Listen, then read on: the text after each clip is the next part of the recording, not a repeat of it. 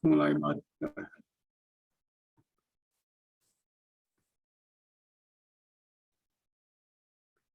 Ya, malam ini cukup singkat ya, cuma 3 ayat ya. 2 Petrus 13 ayat 16 sampai 18 ya. Di 2 Petrus ya kita sama-sama bahas dulu ya apa namanya garis besarnya ya. Nah, 2 Petrus itu pokoknya kita bicara mengenai 2 hal, yaitu persediaan ilahi dan kemudian pemerintahan ilahi. Nah, persediaan ilahi berkaitan dengan apa? Ya, pokoknya kita ingat 2 kata kunci. Yang pertama berkaitan dengan iman atau enggak hayat. Kedua berkaitan dengan terang yang berasal dari firman. Kemudian yang kedua, poin kedua besarnya adalah bicara mengenai pemerintahan ilahi. Nah, berkaitan dengan pemerintahan ilahi tentu banyak mengacu kepada penghakiman Allah. Kenapa? Nah, kita bisa lihat A, B, C, D akan apa kan bisa di situ sudah apa ada detailnya. Dan hari ini kita sudah sampai di bagian penutup ya dari kitab 2 Petrus, yaitu perlu berwaspada dan bertumbuh dalam kasih karunia dalam mengenakan dan pengenalan akan Tuhan. Jadi kita di G2 sampai Romawi ke-4 ya. Diselamatkan dari kebinasaan. Oke, kita langsung saja ya baca ya. Ini kan cuma 3 ayat ya. Mungkin kita juga sedikit akan baca catatan kakinya ya. Oke, urutannya sesuai yang ada di chat. Silakan saudari. Kita mulai dari poin 2 ini, kita baca sama-sama. Terus baca ayat 15 ya. Wah, diselamatkan dari kebinasaan. Oke. Anggaplah sabaran Tuhan kita sebagai kesempatan bagimu untuk beroleh keselamatan, seperti yang telah dituliskan kepada kamu oleh Paulus, saudara kita yang terkasih, sesuai dengan nikmat yang dikaruniakan kepadanya. Hal itu dilakukan dalam semua suratnya apabila ia berbicara tentang hal-hal ini. Dalam suratnya itu ada hal-hal yang sukar dipahami, sehingga orang-orang yang tidak memahaminya dan tidak teguh imannya, memutarbalikannya menjadi kebinasaan mereka sendiri. Sama seperti yang juga mereka lakukan dengan tulisan yang lain. Penutup berwaspada dan bertumbuh dalam kasih karunia dan pengenalan akan Tuhan. Tetapi kamu, saudara-saudara yang terkasih, kamu telah mengetahui hal ini sebelumnya. Karena itu waspadalah supaya kamu jangan terseret ke dalam kesesatan orang-orang yang tidak mengenal hukum, dan jangan kehilangan peganganmu yang teguh. Tetapi bertumbuhlah dalam anugerah dan dalam pengenalan akan Tuhan dan Juru Selamat kita, Yesus Kristus. Baginya kemuliaan sekarang dan sampai selama-lamanya. Ya, kita mulai baca ya catatan kakinya.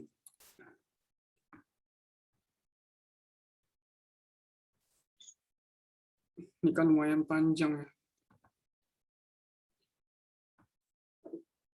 Oke, nggak apa-apa kita baca mulai dari 16:2 ya, dalam kedua suratnya. Lanjut, Marta ya.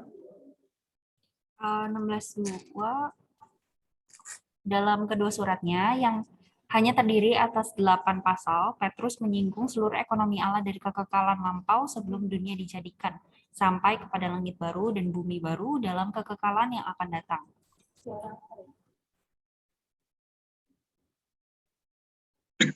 Dika, apakah ada? Ada.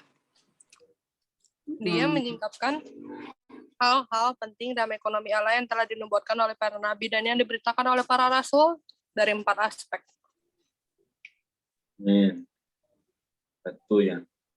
Satu aspek Allah Tritunggal. Allah Bapa telah memilih suatu umat dalam kekekalan sesuai dengan pengenalan dirinya, memanggil mereka ke dalam kemuliaannya. Sebelum dunia dijadikan, Kristus terlebih dulu telah dikenal oleh Allah, tapi baru menyatakan dirinya pada zaman akhir. Dia menebus dan menyelamatkan umat pilihan Allah dengan kematian penggantiannya, melalui kebangkitannya dalam hayat dan keterangkatan dalam kuasa. Roh itu yang diutus dari surga telah menguduskan dan menyucikan mereka yang ditebus dan diselamatkan oleh Kristus. Para malaikat damba melihat secara rinci hal-hal ini. Kuasa ilahi Allah Tritunggal telah memberikan segala sesuatu yang berhubungan dengan hayat dan ibadah kepada mereka untuk menjaga mereka agar mendapatkan keselamatan yang penuh. Allah juga mendisiplin mereka dengan beberapa penghakiman pemerintahannya yang lain, dan juga menyempurnakan, meneguhkan, menguatkan mereka, dan mengokohkan mereka dengan berbagai kasih karunia-Nya.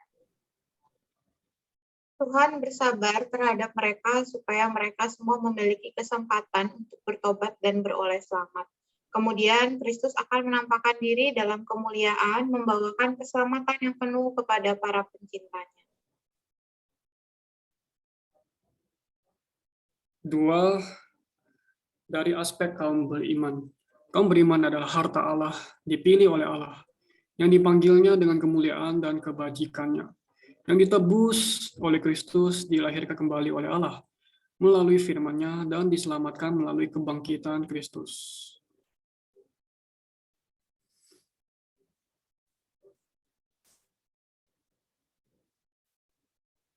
Marta, apakah ada? Sorry, sampai mana ya tadi? Mereka kini. Mereka kini dipelihara oleh kekuatan Allah, disucikan untuk mengasihi, bertumbuh, dan meminum susu firman, mengembangkan kebajikan rohani dalam hayat, diubah dan dibangun menjadi satu rumah rohani, suatu imamat kudus untuk melayani Allah. Mereka adalah bangsa yang terpilih, imamat yang rajani, bangsa yang kudus, dan umat kepunyaan Allah sendiri untuk mengekspresikan kebajikan-kebajikannya. Mereka didisiplin dengan penghakiman pemerintahannya, menempuh hidup yang kudus berdasarkan cara hidup yang unggul dan ibadah untuk memuliakan Dia, melayani sebagai pengurus rumah tangga yang baik dari berbagai kasih karunia Allah, di bawah teladan penggembalaan para penatua, agar Allah dimuliakan melalui Kristus, bahkan menantikan dan mempercepat kedatangan Tuhan untuk masuk ke dalam kerajaan kekal Tuhan.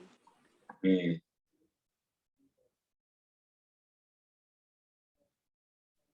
Amin. Mereka lebih-lebih menantikan langit baru dan bumi baru, tempat kebenaran tinggal dalam kekekalan, dan bertumbuh terus dalam kasih karunia dan dalam pengenalan akan Tuhan dan Juru Selamat kita Yesus Kristus. 3, dari aspek iblis atau Satan adalah musuh kaum beriman.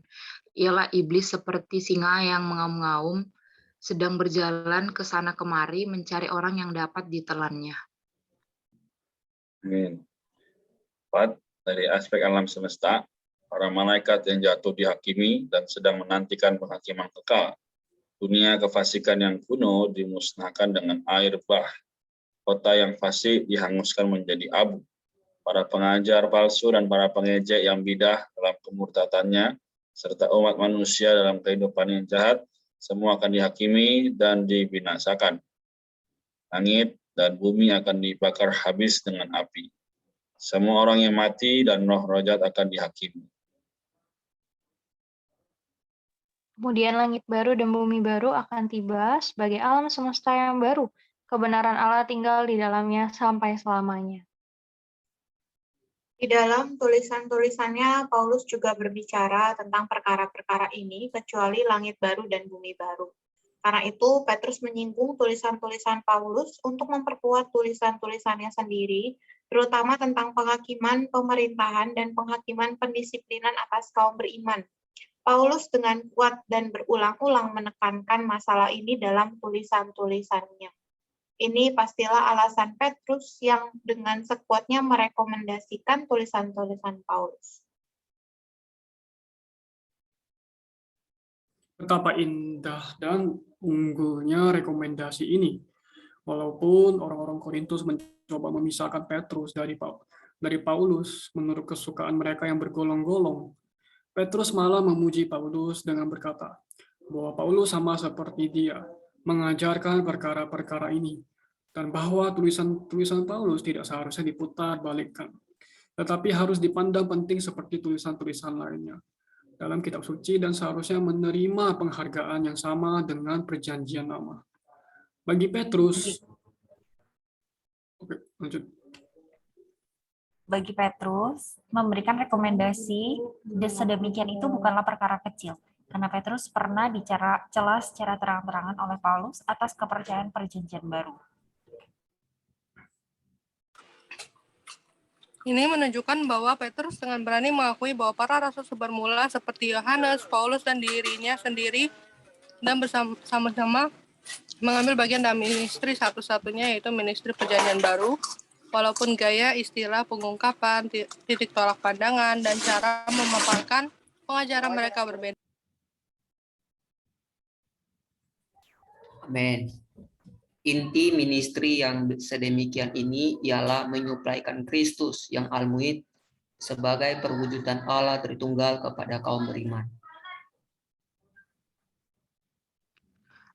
Allah Tritunggal ini setelah melalui proses inkarnasi, kehidupan manusia, disalibkan, bangkit, terangkat, dan seterusnya, kemudian menyalurkan dirinya sendiri melalui penebusan Kristus dan berdasarkan pekerjaan Roh Kudus ke dalam umat tebusannya sebagai bagian hayat mereka satu-satunya dan sebagai suplai hayat dan segala sesuatu mereka, agar menurut ketetapan kehendak kekal Bapa membangun gereja, tubuh Kristus yang akan rampung dalam ekspresi yang penuh, yaitu kepenuhan Allah Tritunggal.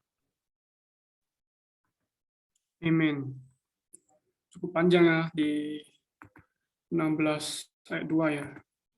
Oke, sampai sini kita mungkin sampai sini aja ya karena waktu ya. Sampai sini apakah ada yang mau coba sharing dari 3 ayat ini, atau nggak bisa sharing dari catatan kakinya? Apakah ada?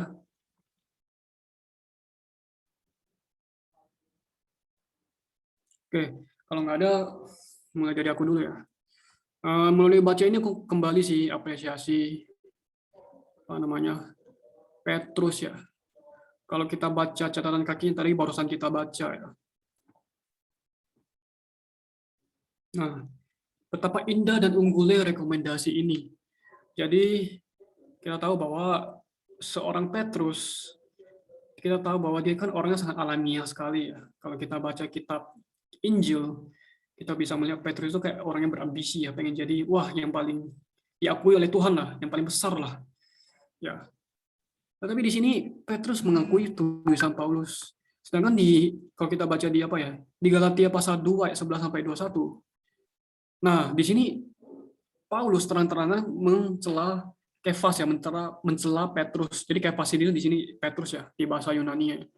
Tetapi waktu Kefas datang ke Antioquia, maksudnya Petrus, aku dengan terang-terangan menentangnya sebab dia salah. Jadi di sini jelas Petrus salah. Karena sebelum beberapa orang dari kalangan Yakobus datang ia makan sehidang dengan saudara-saudara seiman yang tidak bersunnah, tetapi mereka datang, ia mengundurkan diri dan menjauhi mereka karena takut terhadap saudara-saudara yang bersunat. Jadi dia di sini kita katakan orang-orang Yahudi lain pun turut berlaku munafik dengan dia. Jadi jelas ya, Petrus itu dicela ya oleh Paulus, dibilang berlaku munafik, ditentang oleh Paulus. Nah, jadi tetapi ya kalau kita lihat di sini ya, secara agak panjang sih kalau kita baca kitab Kisah Para Rasul. Awalnya kan dimulai oleh Petrus ya, kemudian lama-lama digantikan oleh Paulus ya. Dan hampir seluruh perjanjian baru itu ditulis oleh Paulus. Dan kemudian Petrus tiba-tiba menghilang ya, beberapa tahun nggak ada kabarnya. Ya, di sini kita bisa melihat bahwa pendisiplinan Allah, pemerintahan Allah sungguh nyata. Ini artinya Petrus ya ada di bawah penghakiman Allah, pendisiplinan Allah. Kalau kita baca ya yang di ayat-ayat sebelum kan dikatakan bahwa kita harus merendahkan diri di bawah tangan Allah yang kuat. Apakah Petrus merendahkan diri? Ya tentu iya. Kalau dia nggak merendahkan diri, dia nggak tunduk di bawah pemerintahan Allah, Dia nggak bisa mengakui tulisan Paulus. Tapi di sini terang-terangan Petrus mengakui tulisan Paulus. Dia satu frekuensi dengan Paulus. Dia mengatakan apa yang ditulis oleh Paulus itu sukar dipahami ya, di ayat 16 ya.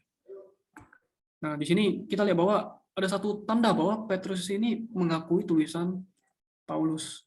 Walaupun Petrus sempat dicela, menafik segala macam, tapi Petrus mau belajar merendahkan hati, merendahkan diri.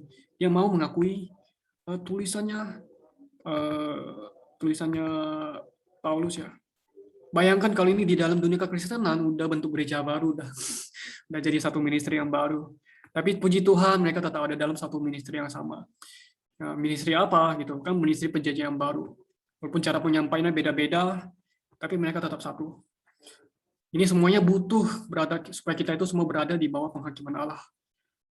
Ya mungkin yang tadi pagi ikut SPR ya mengenai penghakiman Allah ya. Kita perlu berada di bawah penghakiman Allah. Sungguh benar-benar perlu setiap hari menghakimi diri kita sendiri juga bahwa kita itu nggak layak sebenarnya. Kita perlu benar-benar merendahkan diri kita, berada di bawah penghakiman Allah. Nah inilah yang bisa membuat kita tuh bersatu dalam satu ministry. Bukan karena dicela terus bentuk gereja baru, udahlah kita bentuk gereja baru lah. Kita terpisah, jadi tubuh Kristus terpecah belah. Itu bukan yang diinginkan oleh Tuhan. Karena itu ya kita perlu baik-baik baca firman Tuhan ya, terutama tulisan Paulus ya, sukar dipahami. Oleh karena itu kita perlu benar-benar perlu rendah hati ya. Membaca tulisan Paulus kita benar-benar mengosongkan diri kita. Tuhan, aku nggak tahu apa-apa. Tuhan, aku mau kembali membaca, mencernanya lagi. Supaya ini supaya itu nggak menjadi kebinasaan buat kita sendiri ya. Kita perlu benar-benar teliti dalam membaca Alkitab. Oleh karena itu BF ini lumayan membantu kita ya, supaya itu kita nggak mengalami yang ditulis oleh di ayat 16 ini. Gitu. Oke, aku sampai sini. Mungkin ada yang mau menambahkan? Aku menikmati di ayat 17 dan tertegur juga sih. Maksudnya untuk berjaga-jaga ya. Di situ dikatakan bahwa tetapi kamu saudara-saudara yang terkasih, kamu telah mengetahui hal ini sebelumnya. Karena itu waspadalah supaya kamu jangan terseret ke dalam kesesatan orang-orang yang tidak mengenal hukum dan jangan kehilangan peganganmu yang teguh. Nah di sini kita semua kan bersyukur sekali ya sekali lagi bahwa kita adalah orang-orang yang telah percaya mempunyai iman di dalam Kristus. Di sini dikatakan gitu bahwa kita harus waspada. Apalagi sekarang itu mungkin banyak mungkin kalau kita sedang membaca sesuatu, kemudian kita teralih, benar juga ya gitu. Misalkan kita menyetujui apa yang kita baca gitu, ataupun yang berkaitan dengan religius gitu-gitu. Tapi di sini kita harus berpegang teguh kepada firman yang ada pada kita sekarang gitu. Dan dikatakan agar kita kalau misalkan ada firman ini, ya kita nggak bakal terseret gitu. Di sini dikatakan supaya kamu jangan terseret ke dalam kesesatan. Karena kalau kita udah dalam kesesatan kan sama aja kalau kita kembali kepada dosa lagi. Dan di sini apalagi kan maksudnya mungkin lingkungan kita juga banyak orang-orang yang tidak mengenal firman Tuhan ya gitu. Ini kita perlu berjaga-jaga sekali gitu. Kan banyak yang menentang, tetapi kita harus tetap berpegang teguh kepada firman yang kita pegang. Sehingga dikatakan jangan kehilangan peganganmu yang teguh. Ini penting banget untuk kita semua ya. Yang udah mengenal firman Tuhan, jangan sampai firman yang udah kita pegang dari percaya hingga kita dibaptis hingga sekarang kita saat ini jangan sampai hilang begitu saja. Tetapi kita harus tetap berjaga-jaga, jangan sampai pikiran kita, iman kita digoyahkan oleh apapun yang mungkin menyerang kita gitu. Itu yang aku nikmati. Amin. Amin. Thank you, Rika. Apakah ada lagi yang mau menambahkan? Amin. Mungkin saya dikit aja ya. Jadi ini kan sudah kita selesai ya. Petrus pembacaannya dua kitab ya. Jadi ditutup dengan satu kata yang sangat baik ya dari Petrus dalam ayat yang 18. Tumbuhlah dalam anugerah dan dalam pengenalan akan Tuhan dan Juru Selamat kita, Yesus Kristus. Banyak kemuliaan sekarang dan sampai selama-lamanya. Jadi memang sekarang ya kalau kita lihat tadi sudah banyak ya, Evi sama Rika juga sudah share bagaimana penghidupan hari ini. ya nyatanya memang demikian. Kita nggak bisa mengelak begitu ya. Tapi apa? Kita harus pilih bisa bertumbuh di tempat yang baik ya. Kalau bisa kita lihat pernah melihat satu situasi ya. Jadi ketika ada tembok ya, tapi di tembok itu bisa tumbuh tanaman ya, bisa keluar satu pertumbuhan begitu ya. Berarti apa? Ini betul-betul kita bisa tumbuh dalam situasi apapun sebenarnya. Namun tinggal pilihan ada di tangan kita. Mau nggak kita bertumbuh atau kita mau stay aja dalam situasi yang semakin gelap ini, ya sudah dibahas dari awal ya kitab pertama.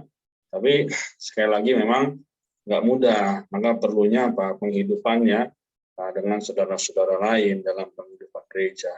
Sehingga kita tidak terseret. Jadi seperti istilahnya tarik tambang ya. Kita harus sama-sama dengan yang lain, nggak bisa sendirian. Jadi saudara-saudari, ya teman-teman sekalian, kita harus melihat bahwa Tuhan telah menyediakan kasih karunia, Tuhan telah menyediakan dirinya sendiri, ya kita tinggal pilih, mau nggak kita ambil ya, setiap hari. Mau nggak kita memilih itu setiap hari. Ya, maka kalau kita ambil, ya kita menjadi lebih kuat dalam hal rohani. Tapi kalau kita tidak ambil, ya secara otomatis lama-lama kehidupan rohani kita akan mulai menurun atau bahkan bisa tidak ada selera, begitu ya. Jadi marilah sama-sama bertumbuh ya dalam anugerah dan pengenalan akan Tuhan kita. Amin. Thank you, Kak Beno. Apakah ada lagi yang mau menambahkan, yang mau sharing? Persilakan. Sama sih, aku juga menikmati di ayat 18. Tapi bertumbuhlah dalam anugerah dan dalam pengenalan akan Tuhan dan Juru Selamat kita Yesus Kristus, baginya kemuliaan sekarang dan sampai selama-lamanya. Dia membuat aku terkesan di sini adalah bahwa kita perlu bertumbuh, tapi bertumbuhnya ini adalah karena menikmati kasih karunia dan juga di dalam kebenaran. Puji Tuhan untuk kasih karunia dan kebenaran ini yang membuat kita bisa semakin bertumbuh. Amin.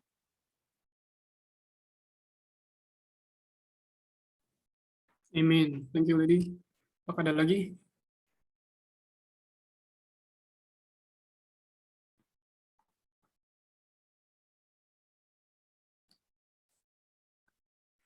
Oke, kelihatannya sudah nggak ada ya. Ya, baiklah kita tutup ya. Jadi, kalau tadi kita baca ya yang di pasal 16 ya, catatan kakinya. Sebenarnya surat 1-2 Petrus itu bicara mengenai ekonomi Allah secara keseluruhan. Dimulai dari kekekalan lampau sampai langit yang baru dan bumi yang baru. Dan di tengah-tengahnya ada apa gitu. Kalian ada ada 4 aspek ya, di mana dimulai dari Allah Tritunggal. Allah memilih, terus memanggil putra, menebus dan menyelamatkan. Dan roh itu menguduskan dan menyucikan kita. Inilah aspek Allah Tritunggal. Selain itu juga Allah juga mendisiplinkan kita untuk menyempurnakan kita, menguatkan, meneguhkan, mengokohkan kita ya. Sampai kita mencapai satu tahap yaitu kemuliaan. Jadi Allah nggak hanya memanggil, dia mempersiapkan semuanya supaya kita bisa mencapai satu hari itu. Kemudian yang kedua adalah dari aspek kaum berimannya. Nah, kita itu telah dipilih Allah, dipanggil ke dalam kemuliaan dan kebajikannya, ditebus ya, dilahirkan kembali, diselamatkan, dan juga dipelihara. Jadi karena kita ada harta Allah, pilihan Allah, maka kita pasti dijaga oleh Allah. Gitu. Ya, tergantung pada kita ya, apakah kita mau menempuh hidup yang dikuduskannya, mau bertumbuh di dalam anugerah dan kebenaran. Terus juga kemudian aspek iblis ya, musuh dari kaum beriman. Juga ada aspek alam semesta, di mana kita melihat banyak sekali penghakiman. Nah, itu mengenai selamatkan dari kebinasaan. Terus kemudian yang penutupnya ya, bicara mengenai 2 aspek ya. Pertama-tama kita perlu, di aspek negatif kita perlu berwaspada. Karena kan akan datang banyak penyesatan ya, pengajaran-pengajaran bidah ya. Karena itu kita perlu berwaspada. Di sisi negatif, di sisi positifnya kita perlu bertumbuh dalam dua hal, yaitu dalam kasih karunia dan juga dalam pengenalan akan Tuhan. Akan kasih karunia itu apa? Akan dalam kebenaran itu apa? Gitu. Kalau kita baca, ya bertumbuh dalam kasih karunia adalah bertumbuh karena supaya yang limpah lengkap dari hayat yang kekal disediakan oleh kuasa ilahi. Kemudian kalau bertumbuh dalam kebenaran itu adalah kita mengenal Tuhan karena kita mengenal apa adanya Kristus. Jadi kita perlu bertumbuh melalui menikmati kasih karunia dan mengenal kebenaran. Hari ini kalau kita sudah baca kitab, itu sudah kita berada di dalam jalur yang benar. Itu kita mari sama-sama ya waspada terhadap kesesatan, dan juga kita sama-sama maju mengenal kasih karunia, menikmati kasih karunia dan mengenal Tuhan lebih dalam lagi. Oke, kita sampai di sini. Terakhir kita doa ya. Mungkin kita satu dua orang ya boleh bantu kita tutup dalam doa. Siapapun boleh. Amin. Amin. Oh, Tuhan Yesus. Amin. Tuhan, terima kasih Tuhan malam hari ini. Tuhan, kami sudah mempelajari firman-Mu. Tuhan, sungguh kami menengadah padamu. Tuhan, biarlah ketika kami mempelajari firman ini, Tuhan bukan hanya menjadi pengetahuan bagi kami, tetapi terlebih menjadi hayat di dalam kami. Tuhan, anugerah-Mu makin melimpah di atas kami, juga di dalam pengenalan akan kebenaran. Tuhan, untuk itu berkati kami yang hadir malam ini. Tuhan, Kak Rey, Kak Maria, Tuhan, Kak Rianto, Kak Lady, Rika, Eva, dan juga Marta. Tuhan, ingat juga teman-teman kami yang lain. Tuhan, mereka juga perlu suplaian firman-Mu. Biarlah mereka tidak tertinggal, tetapi mereka boleh didapatkan kembali kepadamu. Tuhan, terima kasih Tuhan. Dalam nama-Mu kami berdoa. Amin. Amin. Amin. Puji Tuhan, pembacaan kita sampai di sini.